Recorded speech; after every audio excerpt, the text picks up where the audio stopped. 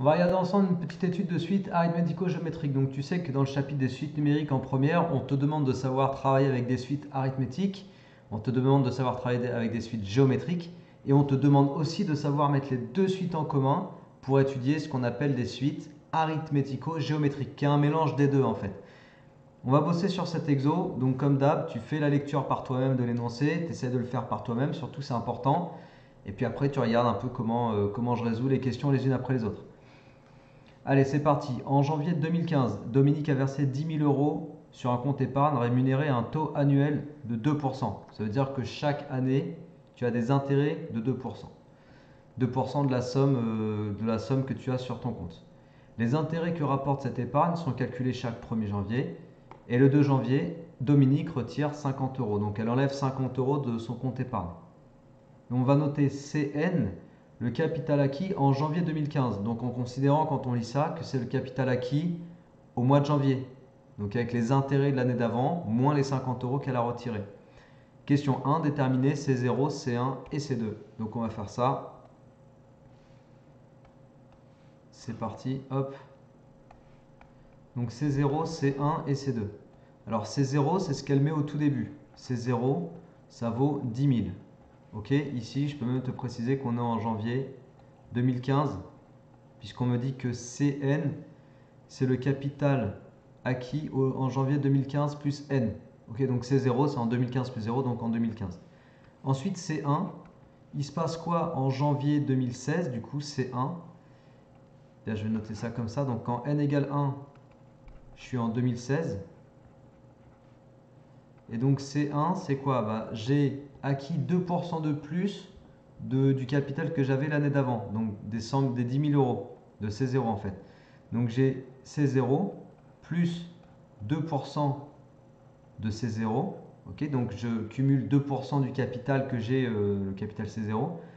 Et j'ai retiré le 2 janvier 2016, j'ai retiré 50 euros. Donc dans mon capital à disposition en janvier 2016, j'ai ce que j'ai acquis en ayant les 2% en plus, moins les 50 euros que j'ai retirés. Ok? Donc on va calculer ça. Alors ici, il faut savoir reconnaître que je peux factoriser par C0. D'accord? Donc ça va me faire C0 fois, alors là il y est une fois, et là plus 2 sur 100, moins 50. Pourquoi je t'écris ça et que je le développe? C'est pour te faire apparaître que 1 plus 2 sur 100, tu peux le calculer si tu veux, ça fait 1,02. C'est pour ça qu'en fait on commence à se retrouver avec cette formule-là. Et en fait, ce que je peux te dire, c'est que quand tu as une augmentation de 2%, tu te retrouves à avoir un coefficient multiplicateur, en maths c'est comme ça qu'on appelle ça, qui est égal à 1 plus 2 sur 100. Donc ça c'est le cours de pourcentage qu'on fait, je ne sais plus, en seconde, je crois qu'on revoit ça particulièrement. Donc le coef multiplicateur de 1,02, il vient caractériser le fait que tu as une augmentation de 2%. Ok? Donc d'où ce coefficient, et c'est ça que je vais utiliser après. Hein. Je ne vais pas renoter les choses comme ça parce que c'est trop long. J'écrirai directement cette formule. Donc on calcule, C1 égale, alors 1,02 fois 10 000 moins 50.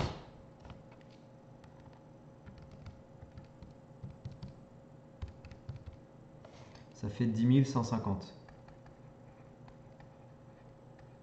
Et on parle en euros. Donc ça c'est en janvier 2016.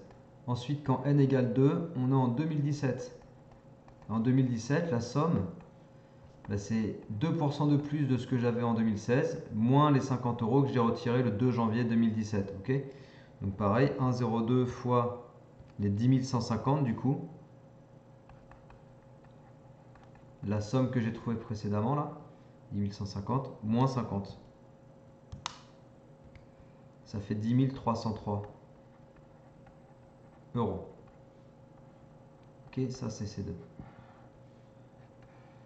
Voilà, donc on a les premiers termes de la suite. Alors, question suivante. Justifier que pour tout entier naturel n, Cn plus 1 égale 1,02 Cn moins 50. Donc on va justifier en fait qu'on a cette relation qu'on a utilisée. Hein, tu reconnais la relation que j'ai utilisée dans la question 1. Mais on va la justifier. Et puis après on te dit à l'aide de la calculatrice ou d'un tableur, conjecturer le sens de variation. Conjecturer c'est émettre une hypothèse. Donc là tu démontres rien. Juste on va poser une hypothèse. Sens de variation et limite de la suite. Donc vers quoi la suite va se stabiliser si elle se stabilise, ou bien est-ce qu'elle va vers plus l'infini? Voilà, on va essayer de répondre à cette question. Alors, hop. Donc pour justifier la question 2, je vais écrire la chose suivante, que le capital en janvier de l'année 2015 plus n plus 1, ok, le mois de janvier de l'année 2015 plus n plus 1, le capital que j'ai, je l'ai et il correspond à 2%, enfin à 1,2 fois le capital de l'année, enfin du mois de janvier. Attends, je vais l'écrire avec le détail.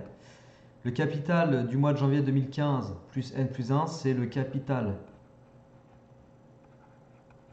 de janvier 2015 plus n, plus 2%, je vais remettre le détail, 2% fois le capital de janvier de l'année 2015 plus n, moins la somme retirée. Ok, donc hop. Voilà, on a ça. J'ai remis tout le détail. En fait, on va refaire vraiment apparaître toute la formule, mais avec le détail. Donc pourquoi j'ai mis ça? Parce que je vais te préciser les choses. Ici, c'est parce que j'ai une augmentation de 2%. Ça, c'est tout en fait, c'est tout ce que je vais préciser. Ça, c'est noté Cn plus 1. Ça, c'est noté Cn. 2 sur 100, ça fait 0,02. Ici, j'ai Cn. Et ce que je retire, c'est 50 euros. Les 50 euros, voilà, c'est les moins 50 que j'enlève. Donc là, je vais factoriser par Cn. Ça me fait Cn fois 1 plus 0,2 moins 50. J'ai mis ce détail-là pour rebalancer, pour pas avoir à rebalancer directement la formule proposée dans l'énoncé, tu vois. Pour mettre un petit peu de détail, pour qu'on puisse voir vraiment la raison pour laquelle je tombe sur cette formule-là. Mais là, avec tout le détail que j'ai mis, normalement, ça justifie bien la réponse, ok? Donc on retrouve bien l'expression Cn plus 1 égale 1,02 fois Cn moins 50. Et pourquoi je te dis que cette suite est arithmético-géométrique? Le mot ne figure pas dans l'exercice, je crois. Parce qu'en fait, pour passer de Cn à Cn plus 1, tu multiplies par un nombre, et ça fait penser aux suites géométriques, mais en même temps, à chaque fois, tu soustrais une même quantité, et ça fait penser aux suites arithmétiques. Et en fait, tu as les deux ensemble, d'où le fait de dire que Cn est une suite arithmético-géométrique. Alors, la conjecture de ce qui se passe au niveau de son sens de variation et de la limite éventuelle. J'ai fait ça, j'ai configuré un tableur là. Puis en fait, avec le tableur, je vois que C1, C2 par exemple, c'était 10 303. C5, ça fait 10 781. C15, C15, ça fait 12 594. Donc déjà, ça semble augmenter en fait. Donc tout ça, ça me permet de voir que Cn semble croissante. Et puis après, C100, alors C100, ça fait à peu près 56 000. Donc tu vois, ça continue d'augmenter. Et puis j'avais été chercher C1000, et C1000 c'est environ 3 à 10 puissance 12. Bon, 3 à 10 puissance 12. En fait, la limite, il semble que la limite de Cn, ce soit plus l'infini. Donc Cn ne cesse d'augmenter indéfiniment quand n tend vers plus l'infini. Voilà, et ça c'est que des conjectures, et de toute façon concernant la limite, on ne te demandera pas de la démontrer. Je pense que ça, ça me fait beaucoup penser à un exercice de bac ES. Je suis presque sûr que ça doit être du bac ES, ça.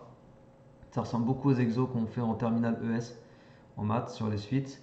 Et du coup, toutes les questions n'ont pas été modifiées et mises à jour pour le niveau première. Mais c'est pour ça qu'on retrouve cette conjecture sur la limite, mais après on t'en parle plus du tout. Donc voilà, la limite c'était juste à titre indicatif. Ok, c'était pour le comportement en fait, le comportement de la suite. Donc question 3. Question 3. on introduit la suite Vn, t'as vu? On introduit la suite Vn qui est définie par Cn plus 1 moins Cn. Et on veut montrer que Vn plus 1 égale 1,02 fois Vn. Bon, on va essayer de faire ça.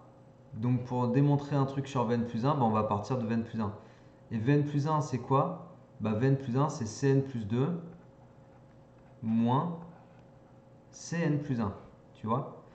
Et Cn plus 1, c'est quoi Cn plus, non, Cn plus 2 plutôt? Cn plus 2, c'est, d'après la relation de récurrence qu'on avait mis en évidence tout à l'heure, Cn plus 2, c'est 1,02 fois Cn plus 1, il faut décaler les rangs, moins 50. Donc je vais écrire ça. Ici. 1,02 fois Cn plus 1, moins 50. Ok? Et puis qu'est-ce qu'on peut dire aussi? On peut dire que Cn plus 1, c'est 1,02 fois Cn moins 50. Ok, donc j'ai remplacé à la fois Cn plus 2 et Cn plus 1. Ok? Donc après on va développer toute l'expression. Donc 1,02 fois Cn plus 1 moins 50 moins 1,02 fois Cn et moins ça fait plus, donc plus 50. Alors moins 50 plus 50 ça dégage. Et là je peux factoriser par 1,02, tu vois. Et ça me fait 1,02 en factorisant fois Cn plus 1 moins Cn.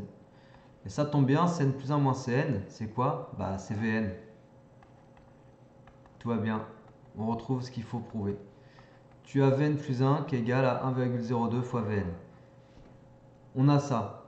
Dès que j'ai une expression comme ça, en fait, ça, c'est une relation de récurrence très particulière parce que ça ressemble exactement à une relation de récurrence de suite géométrique. En fait, ça caractérise le fait que Vn est une suite géométrique. Et ça, je vais le marquer, même si on ne me le demande pas. Je vais marquer que ce que j'ai trouvé, c'est une relation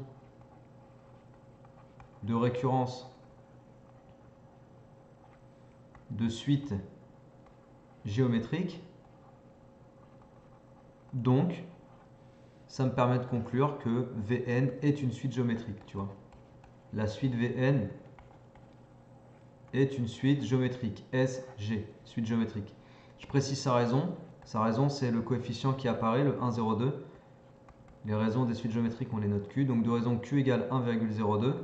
Et de premier terme, je vais préciser le premier terme. Alors le premier terme, du coup, V0, si je m'en tiens à l'expression de Vn, tu vois, Vn, c'est Cn plus 1 moins Cn, donc V0, c'est C1 moins C0. En respectant la relation, ça fait que V0, c'est C1 moins C0.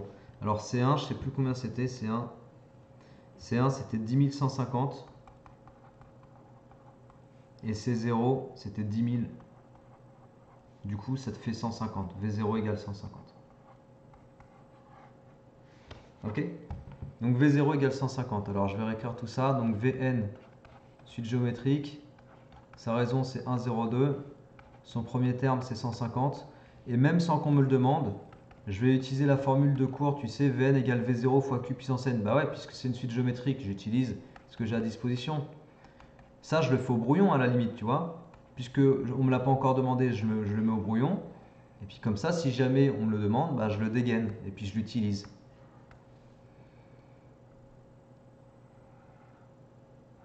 Quel est le signe de la suite V? En déduire le sens de variation de la suite C. Alors quel est le signe de la suite V? Son signe. Justement, je vais utiliser ce que je viens de trouver là. Tu vois, Vn égale 150 fois 1,02 puissance n. Typiquement, ça va me permettre d'étudier le signe. Pourquoi? Donc là, je suis sur la question 3b. Tu vois, je vais mettre un petit 3b ici. Voilà, 3b. Vn est une suite géométrique de raison Q égale machin, de premier terme V0 égale machin. Donc j'ai ça, donc j'ai ça. Or, V0 est positif. 1,02 puissance n, c'est positif. Donc, 150 ou V0 fois 1,02 puissance n, c'est forcément positif. Donc, Vn est positif. Et puisque Vn est positif, Je te rappelle que Vn, c'est Cn plus 1 moins Cn. Ça veut dire que Cn plus 1 moins Cn est positif.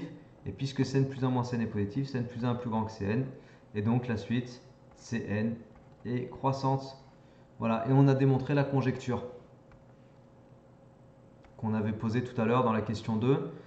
Et on a conclu sur la question 3b. Ok? Reste à faire l'algo. Alors on va essayer de terminer ça rapidement là. Donc compléter la fonction seuil. Donc une fonction seuil, ça fait penser un peu au vocabulaire qu'on a en langage Python. La fonction seuil ci-dessous afin qu'elle renvoie l'année à partir de laquelle le capital dépassera le seuil de M euros. Donc on cherche à savoir quand est-ce qu'on va dépasser M euros. Donc en gros c'est un programme qui sert à trouver l'année à partir de laquelle C devient plus grand que M. Donc C, quelle est la valeur que je donne à C au tout départ de l'algorithme? C'est la valeur initiale, c'est 10 000. Quelle est la valeur que je donne à N au tout départ? C'est 0. En fait ici là, je caractérise juste le fait que C0 égale 10 000. Ok? Mais l'algorithme, lui, il a besoin d'avoir C, la valeur du terme, et la valeur du rang. Il lui faut les deux informations. Tant que C et comment? Si tu as compris l'idée de l'algo, on va calculer les valeurs successives de C tant qu'on n'a pas dépassé le seuil. Donc tant qu'on est inférieur au seuil grand M, le seuil on l'a appelé M, tu vois, tant qu'on est inférieur à grand M, faire, et alors là, C va prendre une nouvelle valeur, et la nouvelle valeur de C, ce sera 1,02 fois l'ancienne valeur de C, moins 50. Donc ici, j'utilise tout simplement la relation de récurrence qui définissait ma suite Cn, qui me permet de calculer le terme d'après connaissant le terme d'avant, tu vois. Donc le terme d'avant fois 1,02 moins 50, ça me donne le nouveau capital. Et puis n prend la valeur n plus 1, fin tant que, et on retourne quoi? On retourne la dernière valeur de n calculée. Coder cet algorithme et déterminer l'année à partir de laquelle le capital aura doublé. Ça, il faut le faire. Moi, je ne vais pas le coder, je vais le faire avec le tableur. Donc, je vais chercher à tâtons en fait. Doubler, ça veut dire qu'il faut dépasser 20 000, d'accord?